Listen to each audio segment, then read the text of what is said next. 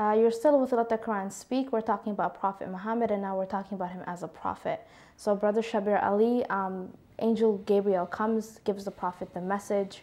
The Prophet takes that message. So how does he deal in terms of coming to grips with what just happened?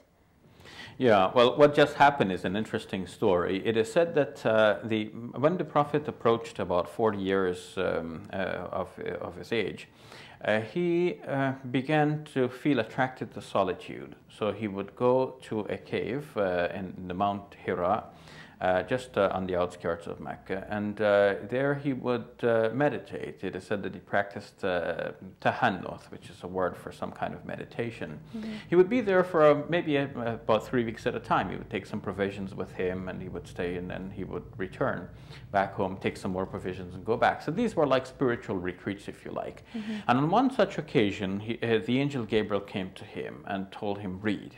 And he said, I'm not a reader. And he was told again, read. And he said, Ma ana biqari, I'm not a reader. Mm-hmm. And again he was commanded. And eventually he got the sense that he could not get out of this. He has to just simply read. Because he said, the angel grabbed me and pressed me, embraced me so hard that I thought it would be death. And then he released me and said to me, Iqra, read.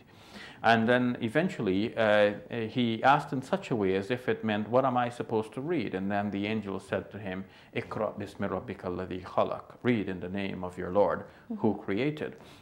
And then he began to read the same thing. And these were the first passage, or this is a part of the first passage that was revealed to him of the Quranic text. Okay, so how does the Prophet come to grips with that? Yeah, at first he found this difficult to understand because in his culture he had been aware that people who recite excellent poetry were somehow stimulated or inspired by some evil spirits like Satans or jinns. And he thought that something like this may be happening to him. So he rushed home, and he was trembling, and some of the reports about this say that he asked his wife to cover him, and his wife ascertained from him what happened. And she assured him that in fact this could not be an evil spirit that has just visited him, because in fact he is known to be a person of good character. He helps the widows, he looks after the orphans, he cares for the needy, and she doesn't think that God will allow him to be so misled by the devil. But she knew a cousin, Waraka bin Nawfal, who was trained in some of the previous scriptures, and she thought that perhaps he might be able to make sense of this.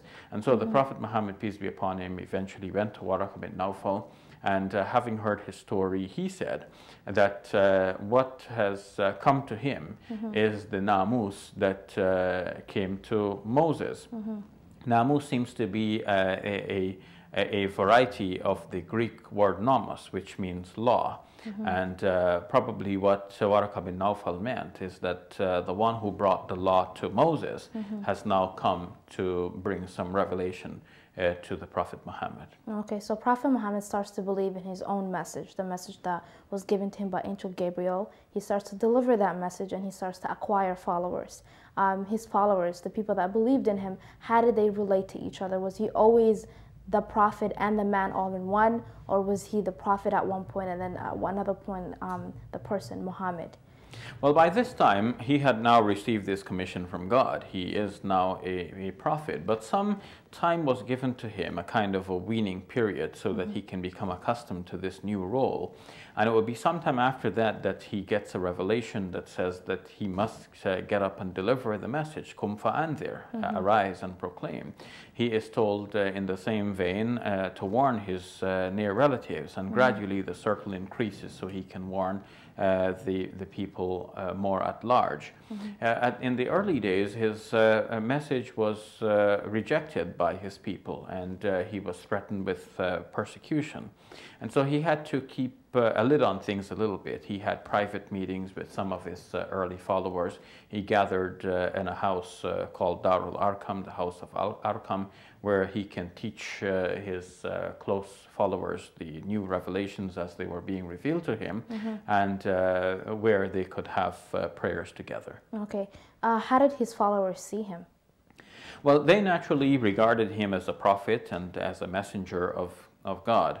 And they were willing, through thick and thin, to stick with him and to bear whatever persecutions might be thrown their way. But they were only few, and they were largely people of very little influence. It seems that those who were influential preferred to keep things as they are, because the status quo maintained their influence for them. They didn't want to see changes. In this show, we talked about different aspects of the Prophet and the different aspects of Islam, which in turn is different aspects of the Prophet. So moving forward, the message of Islam spreads, the power or the influence of Prophet Muhammad also increases, and he becomes a political leader, a spiritual leader. He acquires different titles. So how does he as a person deal with those different titles? Of course, you won't have time in this show to deal with all of that, but in another show we can come back and expand on this topic a little later, in more depth. But in short, we can say that the Prophet Muhammad, peace be upon him, lived the remainder of his life as a prophet, as a messenger of God. These were the most important titles, and he demonstrated in every way that he was fit to be a leader and a spokesman on behalf of God. And before the end of his life, the people who opposed him had largely embraced the religion of Islam, because they saw that resistance to this movement was futile. It has the backing and support of God, and after all, it is the truth. Why reject it? Earlier I asked you, in terms of his followers, he was a prophet, but also he was a person. So in terms of decision making or different aspects of different things, did his followers always, I guess, regard him as the prophet and the man, or can they actually voice their opinions and have disagreements with him, so relate to him as a person? Yes, they did relate to him as a person. His wives did, his followers did. They recognized the difference between that which is being revealed to him from God and that which might be his personal opinion, and they treated each accordingly. Okay, thank you very much. That's it for now. Quite welcome. And we'll go to the Q&A after the break.